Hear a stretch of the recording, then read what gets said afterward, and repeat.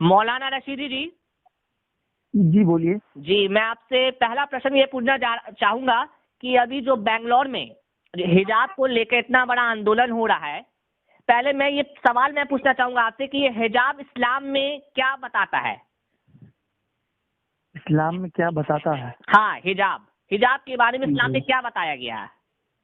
देखिए, दरअसल हिजाब की बात आई तो मैं बताना ये चाहता हूँ आपसे कि जी हिजाब जो है, ये कहा गया कुरान के अंदर कि औरतों को, कि जब औरत अपने घर से बाहर निकले तो उनको कहा जाता है कि अपने सरों पर दुपट्टा लटका लो, यानी कि कोई चादर लटका लो या दुपट्टा, ठीक है जी जी।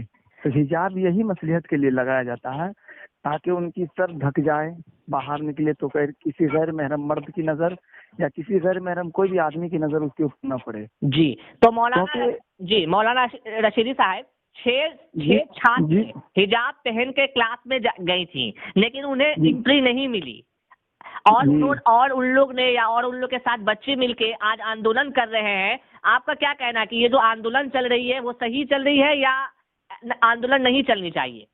सबसे पहली बात मैं आपको कहना ये चाहता हूँ कि देखिए, जब हमारे हिंदुस्तान का जो नियम लागू जो बनाया गया जिस वक्त, जी सुन रहे, उस वक्त में कहा गया है कि आप किसी भी धार्मिक कामों में अपने पांव या टांग नहीं अड़ाएंगे, ठीक है जी। निचली भाषा में कहा जाता है कि आप किसी भी धार्मिक काम में अपनी आवाज, अपनी जबान से कुछ नहीं बोल सकते हैं। जी।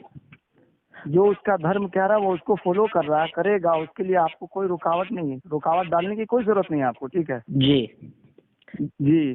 तो कहने का मकसद यही है कि इसमें रुकावट देने की उनको कोई गुंजाइश नहीं है।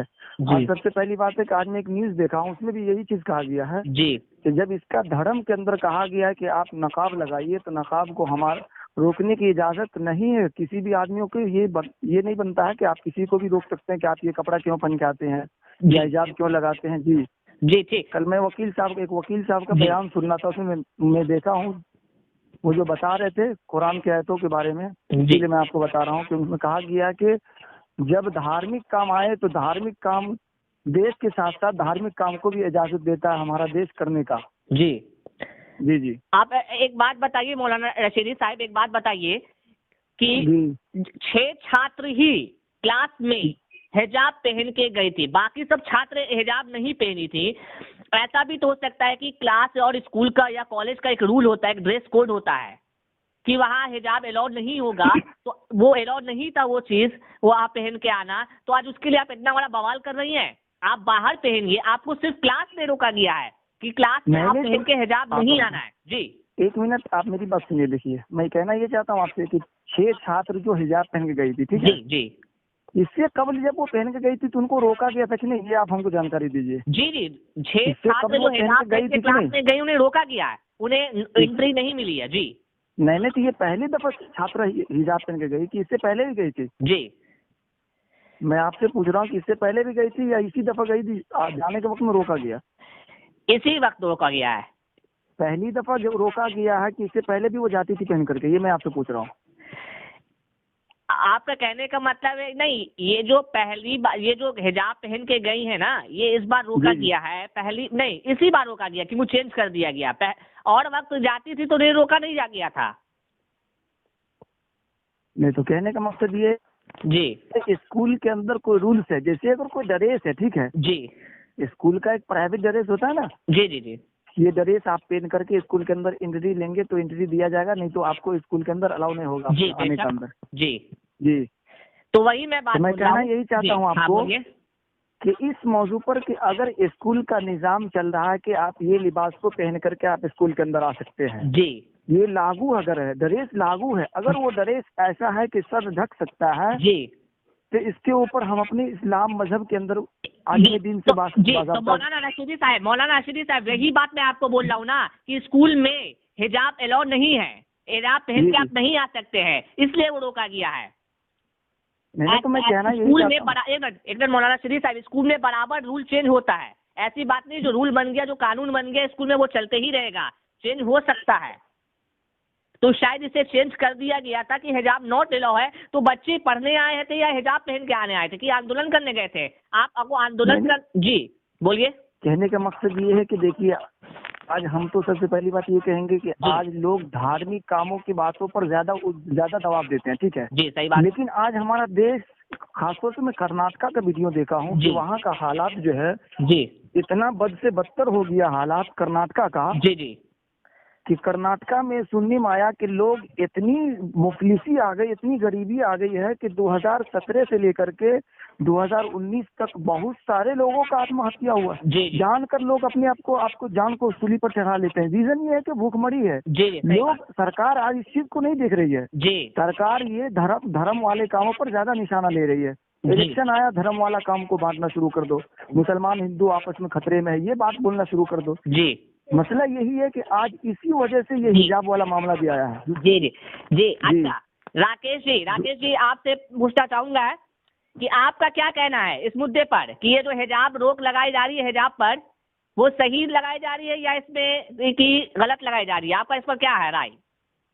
देखिए सर, जहाँ तक कि मौलाना साहब ने ये जो कुछ भी बात कहा, मैंने उस सभी बातों को नोट डाउन करा है जी। तो ये ऐसा कहते हैं कि मुस्लिम लॉ जो है वो फ्रीडम ऑफ रिलीजियस यानी कि धार्मिक स्वतंत्रता आर्टिकल 3 के अकॉर्डिंग ऐसा माना जाता है आर्टिकल, बट लेकिन आर्टिकल 25 में क्लोज 1 में ये भी कुछ रिस्ट्रिक्शन है। अगर किसी भी धार्मिक चीज है उससे देश की अखंडता पे आंच आती है, या कि रिस्ट्रिक्शन में ये भी है कि अगर कोई भी चीज आप पहनते हैं अपने धर्म के अकॉर्डिंग, अगर उससे एकता में, अगर यूनिटी में अगर कुछ अगर भेद होती है, अगर जिससे कोई दंगा का मतलब संभावना बन सकती है, तो वहां पे हम जो हमारा फ्रीडम ऑफ रिलीजियस है उसको हम थोड़ी देर के लिए तत्काल प्रभावित कर सकते हैं।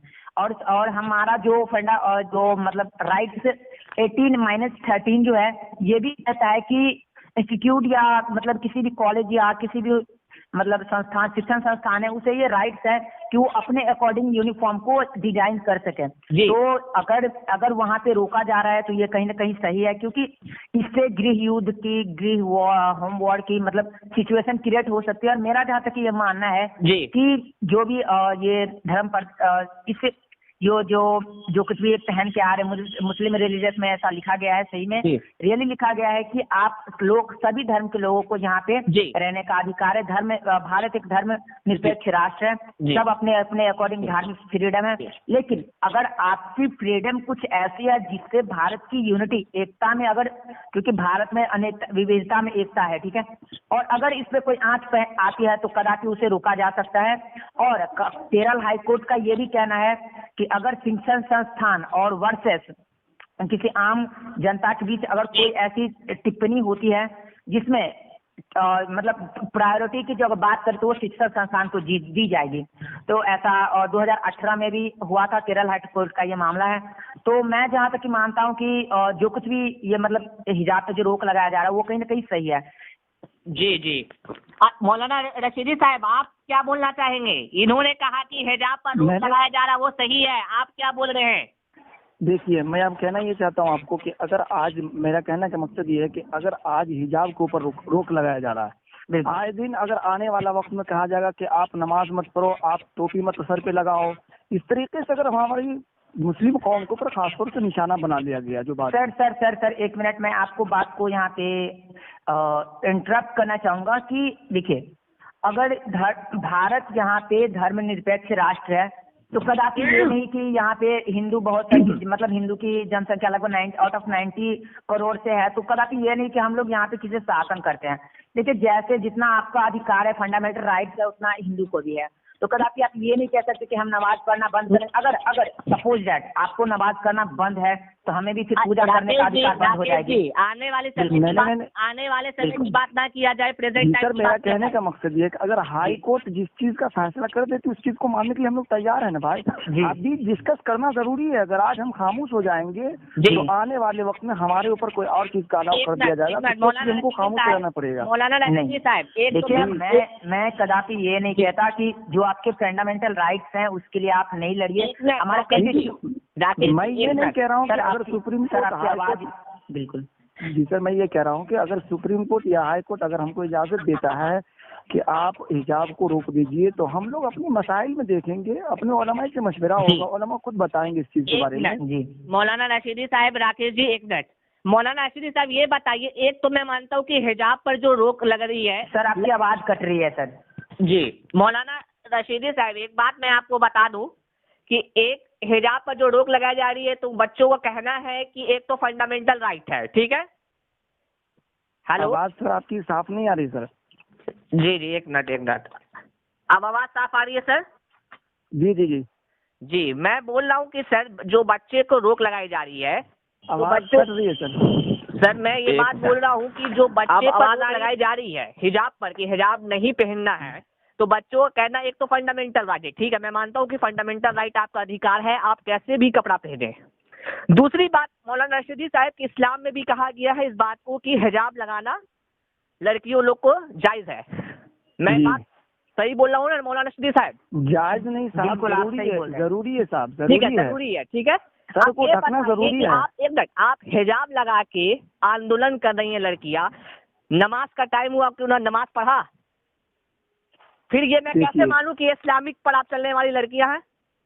आप नमाज के टाइम पर नमाज नहीं पढ़ रहे हो और आप आंदोलन कर रहे हो, बैठ के आंदोलन कर रहे हो। नहीं, ये बात आपकी बात सर, तो और ठीक है। सर मैं एक चीज और आपकी इस बात में इंक्लूड करना चाहूंगा सर। जी। अगर जो यहाँ पे भी रिलीजियस के अकॉर्डिंग जो बात किए जा रहे हैं बहुत नेताओं के द्वारा कि इस तरह के हिजाब पहनना अनिवार्य है, मतलब ऐसा मुस्लिम लॉ कहता है, मुस्लिम का जो भी मुस्लिम कम्युनिटी का जो कुछ भी कुरान है वो ऐसा कहता है, तो सर फिर तो हमारे देश में मतलब अगर इस तरह का सिचुएशन रहा तो फिर राइट जैसी संभावनाएं बन सकती है, जिसमें मतलब कहीं ना कहीं हिंदू और मुस्लिम रिलीजियस के बीच मतलब युद्ध होने की संभावना हो सकती मौलाना है। रशीदी साहब, पहले आप मेरी बातों का जवाब दीजिए कि मैंने ये बात कहा कि आप लड़कियां आंदोलन कर रही हैं बैठ के, नमाज का वक्त थोड़ा नमाज पढ़ने नहीं जा रही है, ये कैसा आंदोलन? आप हिजाब को लेकर इतना बड़ा मैटर कर रही हैं, आंदोलन आपको हिजाब को लेकर मैटर कर रही है, आंदोलन हिजाब के लिए मैटर और नमाज के लिए कोई मैटर नहीं, और इस्लामिक क्या बात करती हैं कि मैं इस्लामिक रूल पर कल्चर फॉलो कर रही हूँ। ये कैसा रूल फॉलो हो रहा है, ये कैसा कल्चर फॉलो हो रहा है? देखिए सर, आप जब ये बात कह रहे हैं तो मेरा कहने का मकसद ये है जी कि आज जिस चीज की सबसे पहली बात तो इस नमाज तो फर्ज है ही, लेकिन साथ साथ अगर हम बेपर्दा अगर आज हम आवाज नहीं उठाएंगे, आज अगर हम इसमें वक्त नहीं देंगे, मैं आवाज उस बात नहीं कर रहा हूँ, आपका अधिकार है, आपका अधिकार है आवाज उठाना। मैंने बात कर रहा हूँ कि जिसके लिए आप आवाज उठा रही हैं, आपका कहने का मतलब है कि मैं इस्लाम पर चलने वाली लड़की हूँ, हिजाब पर, हिजाब इस्लाम में कहा गया, तो ये कैसा इस्लाम में कहा गया? इस्लाम में ये भी कहा गया नमाज पढ़ने के लिए, नमाज का वक्त हो रहा है और आप आंदोलन कर रही हैं। मैं सर आप ये सवाल जी, एक मिनट सर, जी सर, मैं आपको कहना ये चाहता हूँ सर जी कि ये बात तो आपका कहने का मकसद ठीक है कि आप नमाज का टाइम हुआ तो आप नमाज पहले पढ़िए, उसके बाद जो काम है वो काम कीजिए, ये कहा जाता है, लेकिन जगह को भी देखना पड़ेगा। अगर हम यहाँ से आज शांत होकर चले जाएंगे, जगह को छोड़ देंगे अगर इस जगह को, तो मेरा आंदोलन सक्सेस नहीं होगा सर। मौलाना रशीदी साहब, जगह छोड़िए नहीं, आप वहीं पर पढ़िए नमाज। सर वहाँ पे पर्दा का ख्याल करना पड़ेगा ना। जी, पर्दा का ख्याल करना पड़ेगा, मैं समझ रहा हूँ आपको, ये भी ठीक है, आपको आंदोलन करने में पर्दा नहीं, आपको नकाब पहन रही है, टाइट नकाब, तो उसमें पर्दा नहीं, नकाब पहन के टिकटॉक बना रही उसमें पर्दा नहीं, नकाब पहन के वैलेंटाइन डे मना रही, किस डे मना रही है उसमें पर्दा नहीं। सर मैं हर लड़कियों को ये बात नहीं बोल रहा हूँ, एक मिनट मौलाना रशीदी साहब, मैं हर लड़कियों को ये बात नहीं बोल रहा हूँ कि वो इस्लामिक कल्चर फॉलो नहीं कर रही है, लेकिन 90% जो लड़कियां हिजाब के लिए आवाज उठा रही हैं वो इसी तरह की लड़कियां हैं, वो लव डे मना रही हैं, वैलेंटाइन डे मना रही हैं, तो आप बोल रही कि मैं इस्लामिक कल्चर को फॉलो करती हूँ। लड़कियां का आजकल हो गया फैशन का कि हिजाब लगा रही फैशन के लिए, मुंह ना खराब होए। राकेश सबसे पहली बात है सर, जी बोलिए मौलाना रशीदी साहब, बोलिए। जी मैं कहना ये चाहता हूँ सर कि देखिए, सबसे पहली बात है हम किसी को हिजाब या कोई भी लिबास पहनने या कोई भी खाना खाने के लिए मना नहीं कर सकते। जी जी बिल्कुल नहीं मना कर सकते हैं जी। इसी तरीके से अगर वो अपने आप को कर रही है तो उसका अजाब, उसका गुनाह वो खुद अपने सर ले रही है। जी, हमारा काम कहना है, मान रहा हूँ ले रही है। मैं हर लड़कियों को, मौलाना रशीदी साहब, मैं हर लड़कियों को गलत नहीं ठहरा रहा हूँ, लेकिन 90% जो लड़की आज आंदोलन में बैठी हुई है, जो प्रोटेस्ट कर रही है, वो इसी बात का प्रोटेस्ट कर रही है कि मेरा चेहरा खराब नहीं हो। ये बात गवाही दे रहा है। अगर आप ही इस्लामिक फॉलो करती, रूल कल्चर फॉलो करती, तो आज आप नमाज पढ़ती, वहां पर पर्दा घेर के नमाज पढ़ सकती थी। पढ़ने वाला क्या नहीं कर सकता है? राकेश सर हर चीज, आपका क्या राय इस पर? राकेश जी।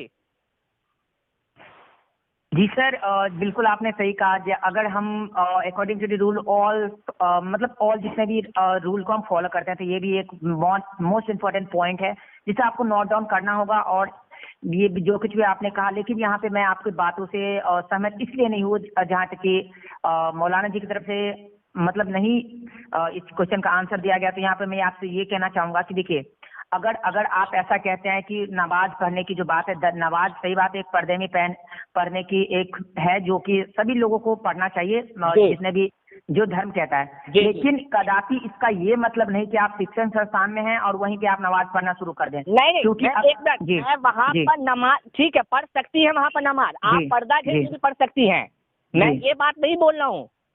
आप पर्दा घेर के भी पढ़ सकती हैं। आपको आंदोलन करने का दिमाग है, प्रोटेस्ट करने का दिमाग है, और आपको नमाज पढ़ने की हिदायत नहीं है कि नमाज किस तरह पढ़ा जाएगा। जी बिल्कुल। देखिए, जहाँ तक जो कुछ भी आपने कहा, मैं आपके हर एक बातों से सहमत हूँ। और जहाँ तक मेरा एक और पॉइंट डाउन है कि इसमें कुछ मतलब काफी हद तक जो भी अभी पॉलिटिकल पार्टियां हैं उसमें कहीं न कहीं संलग्न है, और वो चाहते हैं अपने अपने पार्टियां का वाहवाही करना। भी कुछ दिनों पहले ओबीसी का भी मुद्दा आया था, हालांकि मैं उस चीज को दोबारा से जिक्र नहीं करना चाहूंगा, कुछ दिन पहले। और अभी मतलब हर एक पार्टियां अपने अपने वर्चस्व को बढ़ाने के लिए बहुत सारे घटनाओं को अंजाम दे रहे हैं। तो मतलब वो कुल मिलाकर ऐसा चाहते हैं कि पार्टियां को यहाँ पर बदनाम नहीं किया जाए। अभी यहाँ पर पार्टियां की नाम सामने नहीं आए हैं कि किस पार्टियां ऐसा काम कर रही है या नहीं कर रही, इसलिए पार्टियां को बदनाम नहीं किया जाए। देखिए, मैं किसी पार्टियां का भी मैंने नाम नहीं लिया, और मेरा ऐसा मानना है। ठीक है राकेश जी, ठीक है, वक्त हो गया, छोटे से ब्रेक के बाद फिर हम हाजिर होते हैं। बिल्कुल ठीक है, thank you sir. Thank you sir.